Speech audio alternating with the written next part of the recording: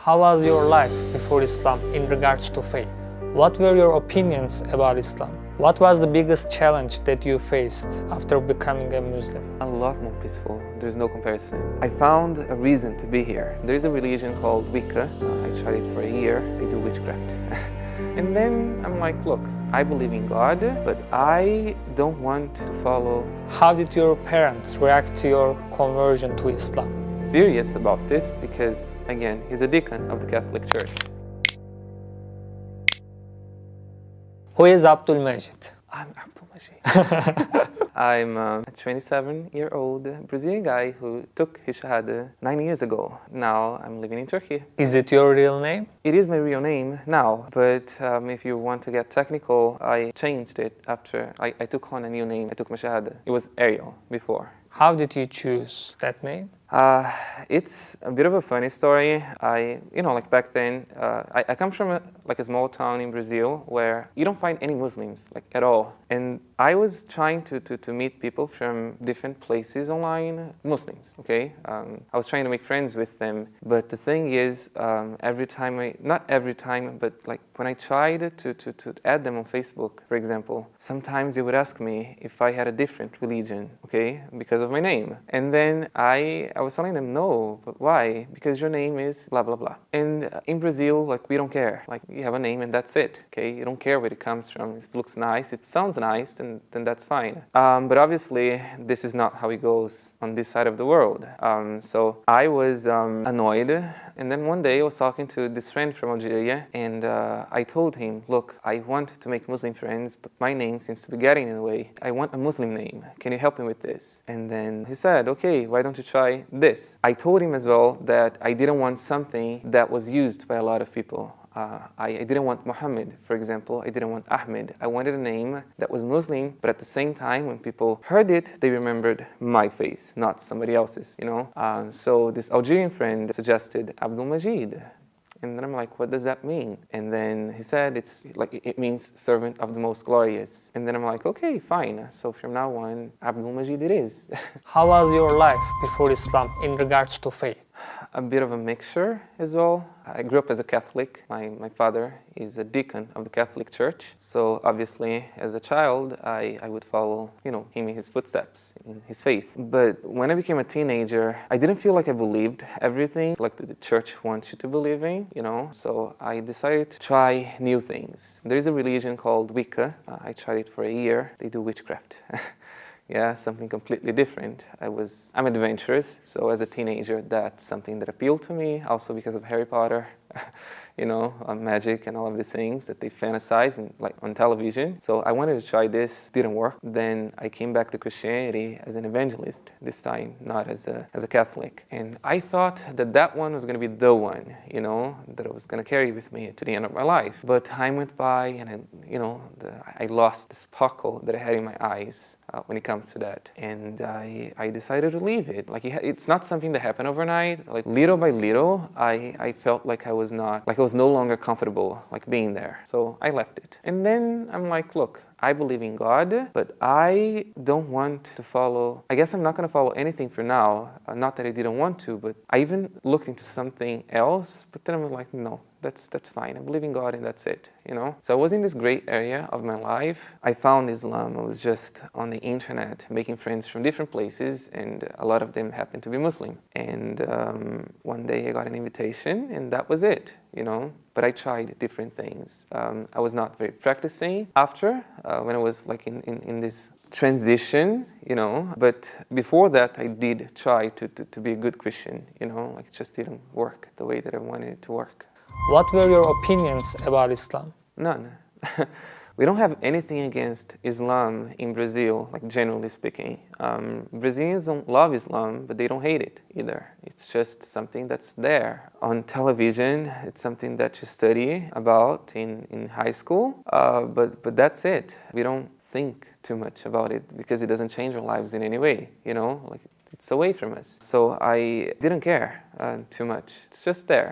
If you're Muslim and you're nice to me, I'll be nice to you, and this is how it works. I don't care about your faith. I didn't care about your faith back then. These days I do. How did your parents react to your conversion to Islam? I thought that my father was going to be furious about this because, again, he's a deacon of the Catholic Church, and that my mom was going to be the open-minded one because she is very open-minded about many things, but it was the opposite. My father basically came up to me and then he told me, look, when you were little, I taught you what I think is right. Now you're grown-up men. You can do your own life. Like, go ahead, you know? My mom, on the other hand, was a scandal. You know, she didn't like it too much. It was a long journey to get her to accept me as a Muslim, you know?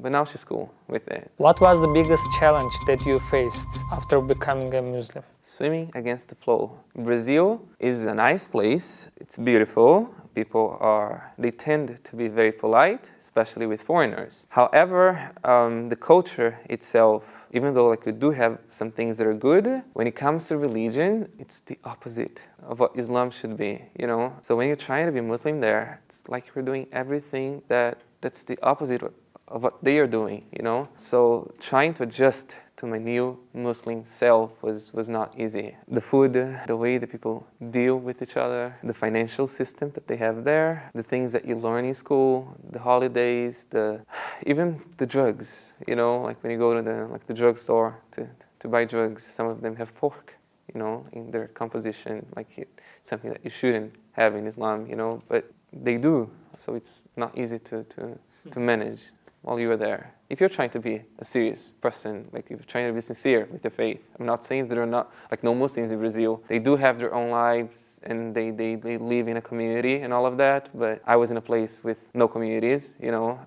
no mosques, no nothing, so I was really by myself. So how did you manage to keep your faith? And what do you suggest to new converts? It takes a lot. I thought about giving up many times, but then I would remember, okay, let's just say that I give up today. What am I going to do? I will just go back to normal. What is normal? It's working, getting money, being rich, traveling, having friends, doing good things, and that's all. And then you die and everything's over, you know. But I felt like my life was meaningless. And Islam, when it came into my life, it gave me a purpose, you know. So my life without Islam is nothing. This is what keeps me going to this day, you know. I always think about the other side. If there was no other side, then I think I wouldn't care and would just, I don't kill myself. Like there's no reason for me to be here if I'm not Muslim. Islamophobia seems to be growing in the world nowadays. What should be done to stop this? People should be educated. The media these days is very biased and they only show their side of the story, you know, they never... Obviously, like when you are a regular person, a regular citizen, just like sitting couch, watching television, and you see these things, you're going to be influenced by what they are saying, you know? But if you're not proactive, like if you don't make the effort to actually learn things as a whole, you know, then you keep being ignorant. You will not change. Were Islamic practices difficult for you at the beginning? It's not just in the beginning. I still have some things that I have trouble with. One of them, you're going to laugh about it. It's wudu. I'm really not good with wudu, you know, like it takes so long. Like when I came to Turkey, I saw the people like it takes 30 seconds, like a minute to do this. I can easily stay 5 to 10 minutes in the bathroom just making wudu, you know. And there are so many people who tried to help me with this, and like they say, you have waswasa, you know. And I think I do have waswasa, but it's just not something that I like too much. It's something that I do because you have to do it, and it's part of the religion, but I'm not comfortable like doing it. What was the point you became fully convinced about Islam? I don't remember. Islam just happened. Everything was like it just came little by little. From the moment I took my shahada, for example, to the moment that I prayed for the first time. Like it took me a while. I didn't have a teacher to teach me how to pray, you know. I had to learn everything by myself. So it was a process, you know, like a learning journey, you know, that took me a while, but it happened naturally. So I didn't count like, okay, from now on, I do believe in this. Like it just happened. In the beginning, it was not comfortable. Then it became acceptable. Then it became normal. And now it's just part of my life. What impresses you the most in Islam? I'm not going to say the most, but something that's really nice about Islam is it's just you and God. There's nothing in between, you know? Like in other religions, there's always something between you and God. I can speak about Christianity, for example, because I was a Christian before. If you're Catholic, you have saints, you have Mary, you have Jesus, you have angels, you have the Holy Ghost, you have all of these things, to get to God. But in Islam, it's just you and God. There's nothing else. So I like this direct relationship. Like, I don't need somebody else to bring me to Allah, Like, I can go to Him myself. If I need something, I pray to Allah. I don't have to pray to something else or someone else that's going to get me closer to Allah, This is nice. Something that I find interesting about Islam as well is how well it goes with science. I'm not a scientific person, okay? Like, I'm not a geek. But I remember, like back in the day when I was like still in Brazil, I remember being taught that science and religion are like different things. Basically, they don't mix. They didn't say directly, but they don't mix, especially if you're Christian, These days, Christians don't care too much because they find ways of telling you that if they are not doing something, it's because this is just in the past and you don't have to do this anymore. It doesn't actually mean that you don't have to do it anymore. What is to be done or not to be done keeps changing throughout time in Christianity, But Islam is a religion that encourages you to study. It tells you to seek knowledge, So it makes much more sense to give this to you, instead of trying to dumb you down. It's better, I think. What do you love about our Prophet Muhammad, peace be upon him? Peace be upon him. From what I've learned, something that I do like is how much empathy he had for other people. He cared about other people's feelings, when he would give the message, regardless of what he was feeling or what other people would feel. But I mean, like on a personal level, he did care about others, and I feel like I'm close to that. I'm not saying like I'm an awesome person, but I do feel like I have empathy inside of me. Sometimes I care about things that other people do not care about, Which surah impresses you the most? The surah talks about Yusuf, because his brothers, they were evil to him, like they were nasty. What they did was not nice. In the end, he found the strength to forgive them, which is something that I don't know if I can do. Like, I do have like some bad things that happened to me in the past, and when I look at this, it just makes me emotional in a way, treason, let's just put it, betrayal. When I read about him and the way that he dealt with this, I break down, I feel emotional. How did you feel when you first took your shahada? Confused. Some people, they feel amazing. Yeah, that's like, I just found myself and all of that. No, for me, it was very confusing. Actually, like because of the way that it happened, I have a different story. I was not looking to become Muslim. I was not studying Islam in any way. It just happened. And I was not even like fully comfortable with it when it happened. When it said, congratulations, you're now Muslim, I didn't actually feel Muslim. It's something that took me a while to get used to. Didn't, again, happen overnight. So confused would be the word. Or maybe like a traitor. Or maybe guilty, because I was living Christianity, and that was a big thing. Even though I had done it before, it didn't feel as bad as it did when I became Muslim, so confused. What did you feel when you first prayed? I felt accomplished, like, oh my God, I just prayed like a Muslim. I didn't have a prayer mat back then, so I would pray on my towel, and would lock the door so that nobody, because back then I was hiding Islam from my family. I didn't want anybody to find out. I was planning to just like make hijrah one day, and when I was like very far from them, then to break it to them, like, look, I'm Muslim now. But obviously like something happened in between and they found out. But before this happened, I was trying to hide my Islam from them.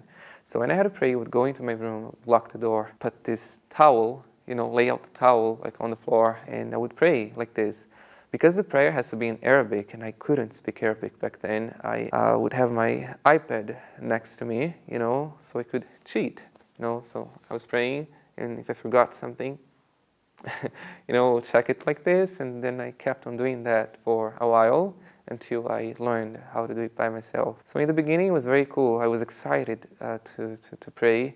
When I heard the adhan, yep, well, we have to pray, let's do it, So excited, I felt happy, I felt accomplished. Do you feel more peaceful compared to your old life? A lot more peaceful. There's no comparison. Before, like I said, I had no meaning, no purpose. Like, why am I here? I'm here to grow up, go to school, make money, and die. That's it. I became depressed. As time went by, I just like, there's no point in being here. I don't want to be here anymore. Yeah, like some people try to give life a meaning. I'm here to do good. I'm here to make a difference in people's lives. Like, I don't care. Like, I really don't care, Like, if this is why I'm here, then I'm better off, just dying. So when Islam came, like I said, it gave me meaning, it gave me peace, it gave me a purpose. I found a reason to be here, and that's... What do you think is the best way to call people to Islam? This can change drastically depending on the individual that you are talking to. There's no, you don't give dawah to people from different countries, for example, in the same way. If you're talking to a Christian, talk to him a certain way. If you're talking to a Korean guy, it's going to be completely different. If you're talking to someone from India, it's something else. Someone from China, it's something else,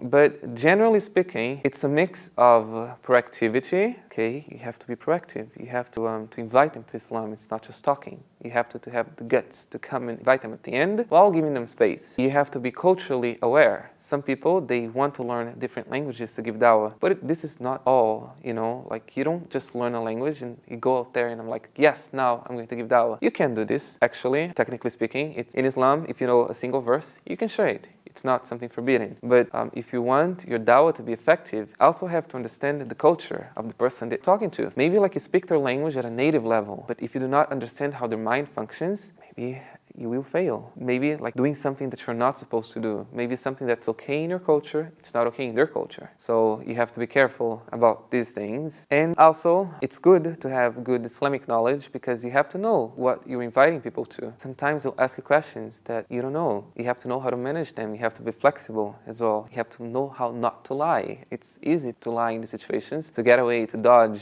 hard questions, but this at the end will just make you look bad. It's going to make Islam look bad.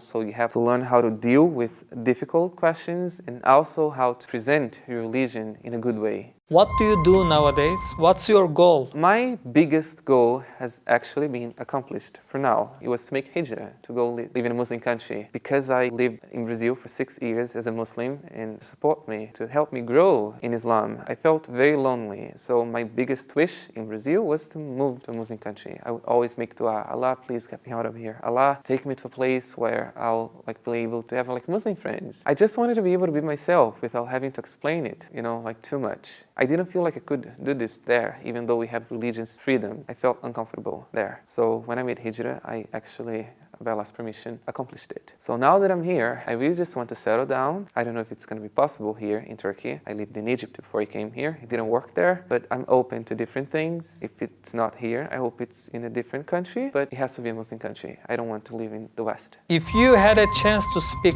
all the non-Muslims in the world and you have only a minute, what would you like to say to them? It's a tough one. You don't think about it too much.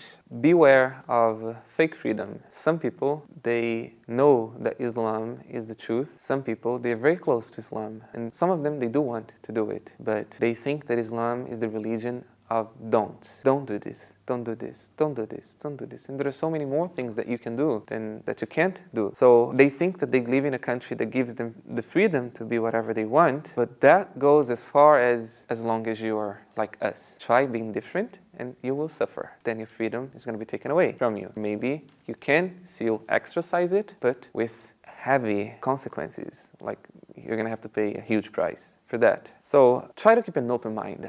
Realize that you are living in a place where people just don't like Islam. Okay, just they have something against it, and this is what they're going to show on television. So if all the knowledge that you have about it comes from there, of course you're going to be biased, feel comfortable with it. But if you study it enough to educate yourself, to see what Islam is all about, then you will see, even if you don't want to be Muslim, that it is not what they are saying. It's something different. And like my mom, for example, in the beginning, she was against it. She thought it was something bad. But now that I became Muslim, she's not Muslim. And so far, she hasn't showed me that she wants to be Muslim someday, But she respects it more because she learned more about the religion. And I think that at least to keep things peaceful in a society, people should understand each other, So just read more, study more, educate yourself. Yeah, be a nice person.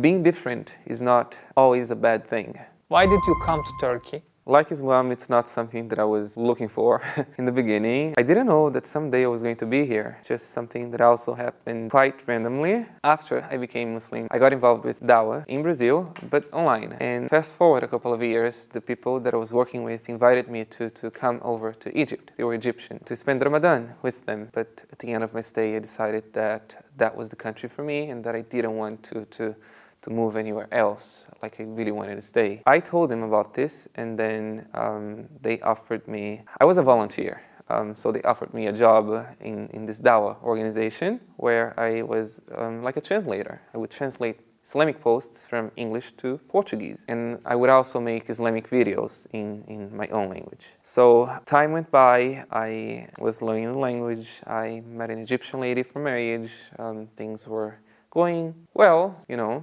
to an extent, but after 1.5 years, they went horribly wrong and everything changed. So that's when I had to choose a new place, and Turkey came into the picture. And next thing I know, I'm on a flight to Lebanon, and from Lebanon I came here. This is how I came to Turkey. Thank you for your answers. I hope it will be helpful and inspiring. Selamun Aleyküm.